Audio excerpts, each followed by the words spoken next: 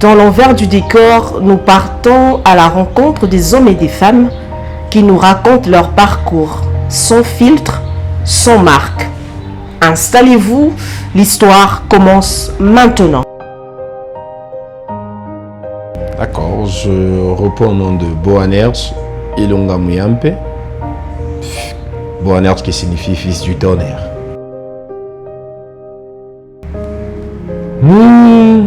Je n'ai jamais posé cette question à mes parents, mais je pense qu'ils étaient révélés. Ils étaient révélés en me donnant ce nom parce que, effectivement, quand je suis aussi les trajectoires par lesquelles je suis passé, c'est que on verra que quelque part, il y a eu des retentissements des tonnerres. Je suis fils de Makonga Janine. Je suis de Muyampe, Mbayo Jean-Baptiste, qui est aussi un serviteur de Dieu qui sert son Dieu à Likasi. Je suis né le 15 mars d'une certaine année dans une famille de 7 enfants dont j'occupe la 2e place. Je viens après un garçon et derrière moi il y a 4 filles et 3 garçons. J'ai fait mes études primaires à Kinshasa. Après j'en ai fini à Likasi où j'ai eu quand même beaucoup d'aventures. Pas dans les mauvais sens bien sûr, beaucoup d'aventures de la jeunesse. J'ai étudié au complexe scolaire Moulima, à l'Athénée. J'ai fait là-bas le latin philo. Après, je suis allé finir maintenant 6e des humanités à Lubumbashi, au complexe scolaire La Pépinière. J'ai fini et après, je suis allé en Zambie pour faire les études universitaires. C'est là que j'ai eu mon diplôme de licence en gestion des entreprises. Voilà. Boanerges. Et le Seigneur m'a fait grâce d'être marié à une très charmante épouse qui s'appelle Shekina Kongolo Chilombo, à qui j'ai fait d'abord un joli bisou. Et le Seigneur m'a fait grâce aussi, je suis père d'un garçon, Wendy. Lui là, il porte mon nom. Il répond au nom de Boanerges Muyampe Wendy.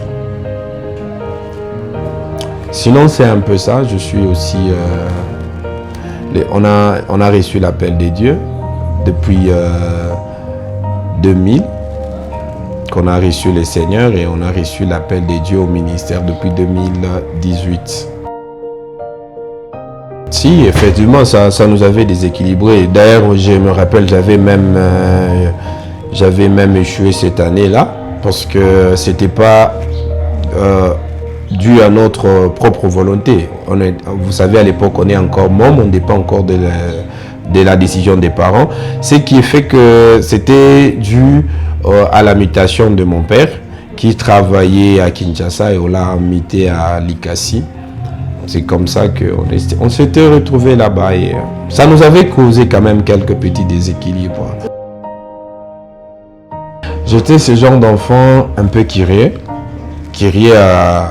même lorsqu'on lui achète un jouet, il veut ouvrir, voir ce qu'il y a à l'intérieur. J'étais aussi ce genre d'enfant qui était un peu trop taquin. Je savais vraiment provoquer les gens et aussi comédien. C'était ça moi.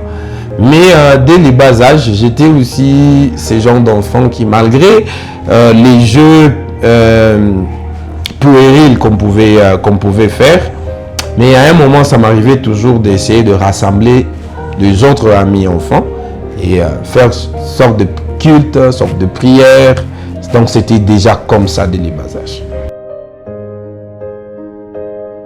Un peu trop strict parce que on se retrouvait grands frères et puis le plus tôt, on a appris à être responsable aussi et on devait prendre soin de nos sœurs, alors il fallait vraiment être très strict. Question que, vous savez, quand les filles, vous les laissez voler de leurs propres ailes, elles sont prêtes à tout. Mais on était très strict, moi et mon grand frère, ce qui fait qu'aujourd'hui, toutes les sœurs, Dieu merci, elles sont maintenant mariées légalement et aucune d'elles n'a dévié sa route. Personne. J'ai toujours concilié l'histoire de Jérémie par rapport à ma propre vie aussi. Lorsque Dieu dit à Jérémie, avant que tu ne sois dans le ventre de ta mère, je te connaissais, avant que tu ne sors de son sein, je t'avais établi prophète des nations, ainsi de suite. Parce que moi, c'est quelque chose qui est inné, je peux dire. Parce que d'ailleurs, je suis né d'une famille chrétienne, mon père est aussi pasteur. Alors, dès les bas âges, j'avais déjà cette chose-là en moi. J'avais déjà cette envie-là d'être quelqu'un qui sert Dieu, d'être quelqu'un qui parle de Jésus à tous les amis, à l'école, partout. Voilà pourquoi même l'école primaire, on m'appelait déjà pasteur. Aux humanités, on m'appelait pasteur. À l'université, on m'appelait pasteur, alors que moi, je n'étais pas.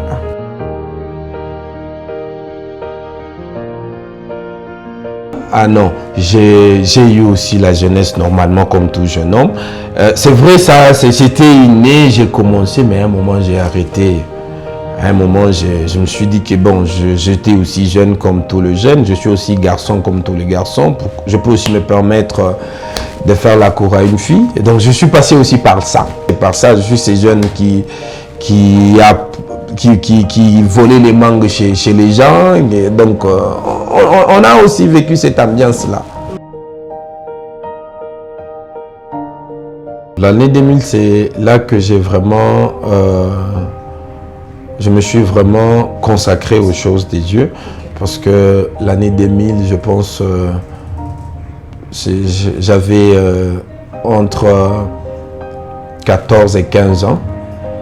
C'est là que vraiment, lors d'une convention à l'église MCA Likassi, dans l'école des dimanches, on avait une forte prière. Et ce jour-là, il y a un homme de Dieu qui avait vraiment parlé sur la repentance. Et ces messages, moi, m'avaient vraiment concerné parce qu'à l'époque, moi, j'étais vraiment un voleur, un enfant voleur. J'ai vraiment fait souffrir mes parents. Alors, ça m'avait vraiment parlé, ces messages. Et du coup, quand je rentrais en route, je me disais que je devais aussi le dire à mes amis. Ce qui a fait que quand je suis rentré, je le disais presque à tout le monde. C'est comme ça que j'avais senti comme ce bagage que je devais porter. Je commençais à amener ce message-là de la repentance, quand bien même on le faisait de manière puérile, mais c'était déjà quelque chose qui était en train de grandir en nous, et voilà. Progressivement, on a pu évoluer avec ça.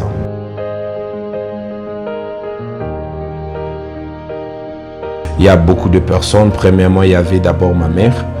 Ma mère ne cessait toujours de me répéter, même quand je faisais une bêtise, elle ne cessait pas de me dire que ça ne te mérite pas toi. Toi, tu ne dois pas faire ça. Il y a un autre père qui ne cessait aussi de nous dire comment il fallait toujours servir Dieu. Mais à part eux, il y a aussi des moniteurs de l'école des dimanches, parce que j'ai aussi évolué à l'école des dimanches. Là, c'était à l'église Christ Rédempteur, toujours à Likassi. J'ai eu des moniteurs qui m'ont vraiment encadré. Après eux, c'est là que j'ai rencontré aussi un homme de Dieu, bien qui est jusqu'aujourd'hui mon mentor, Papa Alex. Actuellement, il est ancien, Alex Ticha. Alors, il m'a aussi aidé dans tout mon parcours à Likassi. Mais quand j'ai quitté Likassi, je suis allé à Lubumbashi. À Lubumbashi, je suis allé en raison d'études. Mais il s'est fait que l'église Puy de Jacob devait installer une église à Lubumbashi en 2012. Déjà, je peux vous dire qu'en 2012, j'avais participé à implanter une église avec le pasteur Freddy. Donc on a commencé, lui aussi m'a aidé. Après 2012, je suis passé au pied d'un père aussi, Nathan Lumbala, prophète à Lubumbashi aussi, m'a aussi aidé. Alors quand je suis allé en Zambie, c'est là que je rencontrais un homme de Dieu qui m'avait même consacré comme pasteur, Adjeman Chooks Ezeji. Il est de nationalité nigérienne. Celui qui a aussi façonné cette chose, il nous a donné aussi des encadrements. Et on est rentré au pays, mais parce que la vision était d'aller, déjà en 2021, on était vraiment convaincus, on voulait commencer Fear of God Church. Alors on s'était dit que voilà, je vais aller en Tanzanie, parce que moi mon rêve c'était de vivre en dehors du Congo. Alors on s'est dit, bon, je vais aller en Tanzanie plutôt, pour commencer une église. À l'époque, mon frère aîné était en Tanzanie. Le jour que je l'appelle, que je venais, c'est le jour qu'il m'apprend qu'on l'a arrêté en Tanzanie. C'était une déception. En fait, c'était un rêve perdu. Alors, j'arrête et le père spirituel là qui me dit, non, Dieu me dit, tu dois rentrer au Congo, tu dois implanter une église au Congo. Je dis, moi, mon rêve, c'est pas d'être au Congo. Moi, mon rêve, c'est d'aller en Tanzanie. On a demandé l'orientation, le Seigneur nous avait confirmé. C'est comme ça qu'en 2018, oui, je suis revenu. J'ai commencé une église à Lubumbashi. 2018. Mais vous connaissez qu'on est 2018, on est encore jeune. Je ne suis pas encore marié. Je commence une église 2 semaines, 2 mois. Les gens quand même ont commencé à répondre, mais là, je trouve une opportunité de travail. C'était ma première fois maintenant de travailler dans une entreprise. On m'avait sollicité à MCK. Actuellement, on appelle ça NB Mining, je pense, MCK de Moïse Katumbi. Quand j'ai eu cette offre, j'ai accepté et j'ai abandonné l'église. Je suis allé travailler. Après, j'ai travaillé pendant 1 année. C'était fin contrat. Je me suis retrouvé encore au chômage à Likasi. Au chômage, je n'avais presque rien à faire. J'ai essayé de prier, les gens sont venus. J'ai commencé encore une autre église à Likasi. On a commencé aussi une autre église chez nous à la maison à Likasi. On a évolué pendant presque 1 mois et demi. MCK me rappelle, j'abandonne encore l'église. Je retourne encore au travail. J'abandonne encore l'église, je retourne au travail jusqu'à ce que finalement, de MCK, je me retrouve dans une entreprise chinoise où j'étais comme chauffeur. C'est ces Chinois qui m'ont amené maintenant ici à Kolwezi parce qu'on venait avec lui de temps en temps, Kolwezi, Likasi, Lubumbashi, ainsi de suite. Et pendant que je venais, j'ai rencontré un père qui m'avait aussi reçu, le pasteur Serge Lukusa, qui m'avait reçu. On a commencé quand même, j'ai commencé à fréquenter là-bas, c'est là que j'avais trouvé maintenant ma charmante épouse. Alors vous comprenez, il fallait maintenant être là tout le temps parce que je devais profiter pour voir ma fiancée à l'époque. J'ai commencé à évoluer, on a évolué avec lui presque pendant 5 ans jusqu'à notre mariage. Après, de là, on se retrouvait aussi au quartier latin avec un papa très bien, le pasteur Djochibal.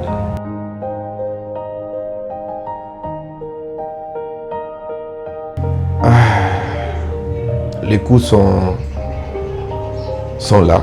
Il y a eu beaucoup de coups, beaucoup d'incertitudes. Il y a eu... on était dans cette quête-là d'être accepté. Et dans ça, il y a... Vous voyez, quand vous évoluez auprès de pères, tu peux donner le meilleur de toi-même. Je me rappelle, en 2012, j'avais même abandonné, chômé 1 année, parce que je voulais vraiment donner de tout mon potentiel pour que l'église qu'on avait commencé puisse monter. Alors l'église, Dieu a fait grâce, les gens sont venus et après ceux qui sont venus, après on te dit, tu es encore petit. On t'écarte. Tu travailles encore, il y a des fruits, il y a des résultats, tu te retrouves écarté. Alors ce sont des coups qui ont commencé à forger en moi une personnalité indépendante. Je me suis dit, bon, apparemment, je ne suis pas le bienvenu dans une église. Parce qu'à chaque fois que j'essaie de donner tout mon possible, il y avait toujours cette forme de marginalisation. Tu te retrouves marginalisé, tu te retrouves mis à l'écart. En dehors de ça, il y a eu aussi des difficultés de la vie. Hein.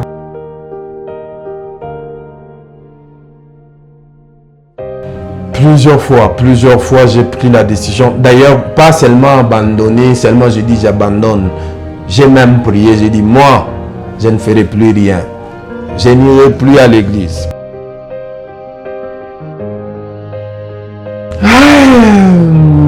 Je m'en prends à personne maintenant. À l'époque, je m'en prenais aux hommes. Je disais qu'ils ne me comprenaient pas. Mais ce qui est aussi vrai, c'est que j'ai fini par comprendre que tout ce que moi je considérais à l'époque comme injustice, c'était en quelque sorte une formation. Mais moi, je ne comprenais pas ça comme ça. Comme tous les jeunes, je me considérais marginalisé. Je suis victime d'une certaine injustice alors que ça n'était pas une. C'était juste question de comprendre. Et maintenant que je grandis, j'ai compris.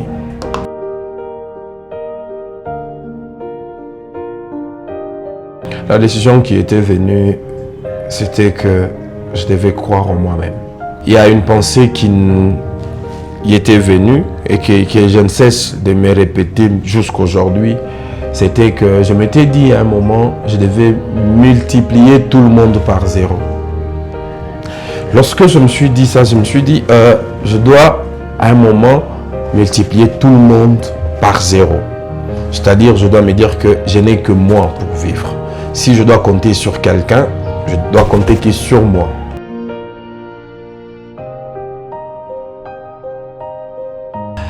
Ah, ce qui est vrai, c'est un travail très difficile, très difficile. Oui, c'est encore très difficile, mais on se bat tout le jour. Se retrouver partout au même moment, c'est difficile. Donc, comme vous venez de le dire, je ne suis pas seulement pasteur, je suis aussi DG d'une entreprise. Alors, Axe Global, non seulement DG d'une entreprise, je suis aussi directeur financier de 3 autres entreprises chinoises. Alors, on a un bureau à Kolwezi, ça c'est avec les Chinois, j'ai un bureau à Kolwezi, j'ai un bureau à Lubumbashi, j'ai un bureau à Kinshasa. Donc, être présent vraiment partout, c'est un challenge. C'est vraiment un challenge que je fais face tout le jour. Mais on essaie quand même de s'y mettre, de s'adapter. Mais rassurez-vous, j'ai toujours eu une philosophie aussi dans ma manière de faire. Il faut par moment apprendre à diriger en étant derrière et laisser les autres croire qu'ils sont devant. Diriger en étant derrière et laisser les autres croire qu'ils sont devant. C'est cette philosophie que j'applique. Voilà pourquoi aujourd'hui mon entreprise Axe Global peut fonctionner même si moi je ne suis pas là. L'église Fee of God Church, je peux avoir, d'ailleurs j'ai presque chaque mois des voyages en dehors du pays ou même en dehors de la province. Je peux ne pas être là, mais l'église va fonctionner. La famille, ma femme, c'est une femme dynamique, très forte. Elle sait tenir la maison même en mon absence. Et donc, je me suis fait remplacer. Je me suis fait remplacer ça et là. Et dans d'autres bureaux, j'ai des assistantes qui m'aident aussi dans une ou deux choses. Et voilà, c'est comme ça que je parviens à avoir le temps de vous parler.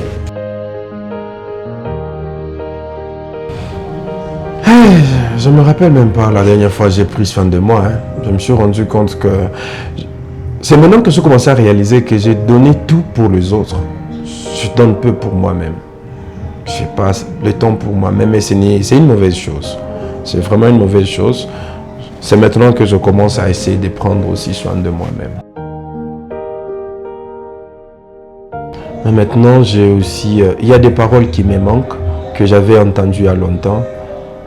Prends courage, ça va aller. J'ai personne, presque personne. Ça sort souvent de moi, mais je n'entends pas ça.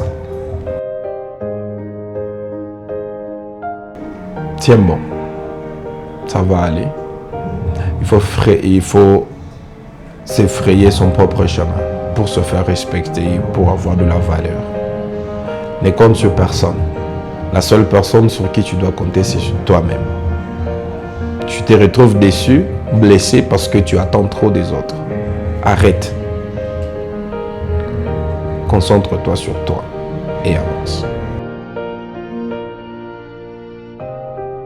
Oui, le premier diplôme de mérite, c'est que c'est un diplôme de mérite international en tant que dignitaire de droits de l'homme. Et aussi, c'est un diplôme, il y a aussi un diplôme de mérite en tant que dignitaire d'État, ici en République démocratique du Congo, à la chancellerie des ordres nationaux. Il y a l'autre diplôme de reconnaissance qui est en anglais, c'est un diplôme que j'ai reçu lorsque on a fait une formation en Afrique du Sud et on nous a intégrés dans une plateforme des pasteurs du monde anglophone. Moi, j'évolue beaucoup plus avec le monde anglophone que le monde francophone. C'est ce diplôme-là. Et l'autre là, c'est aussi un diplôme que j'ai reçu après avoir travaillé dans une église. Les succès. Les succès que j'ai, c'est que même sans moi, l'église peut vivre. Ça, c'est une réussite que je ne cesse de me féliciter. Et aussi, les succès qui me fait encore plus plaisir, c'est que je suis né d'une famille pauvre, mais par la grâce de Dieu, j'ai ma propre entreprise. Très possible, très possible. Ce n'est pas seulement le diable qui enrichit. Non, le Seigneur Jésus sait aussi récompenser les siens. Donc c'est très possible d'être chrétien, d'être pasteur et être chef d'entreprise. C'est possible. C'est aussi possible d'avoir l'argent et de marcher dans la crainte de Dieu. C'est possible. Le plus grand objectif, c'est bâtir l'empire qui va rester même après ma mort. Je parle ici d'abord de la communauté Fear of God Church. C'est une communauté qui doit s'étendre partout dans le monde. Et en parlant de l'entreprise, c'est que Axe Global, comme le mot l'indique, c'est la vision est de devenir une entreprise référentielle à Kolwezi, pourquoi pas aussi dans toute la République et même dans l'Afrique centrale. C'est ça les objectifs que je me suis fixé pour l'avenir. Plusieurs livres. Il y a Père riche, Père pauvre. C'est un livre qui m'a vraiment aidé. Il y a aussi un livre de mon père, Adjeman Tux, où il a parlé sur Financial and Ministry, le finance et le ministère. Ce livre, c'est aussi un livre qui m'a vraiment beaucoup poussé à voir les choses d'une autre manière. C'est pas le trait de caractère, souriant. Chez l'autre, le respect. Quand les autres sont heureux, ça me rend heureux. Être la victime. Écriture et lecture. Le sport, catch américain. 10, 9, 8, 7, 6, 5, 4, 3, 2, 1, 0. Whatever made you who you are and what you have to constantly maintain it. En français, tout ce qui a fait de toi ce que tu es ou ce que tu as, tu dois constamment le garder. Chochote ambapo chili kufanya kile wiko na kile uko nakyo, na fadhali kukichunga vizuri. Merci, c'est moi qui vous remercie.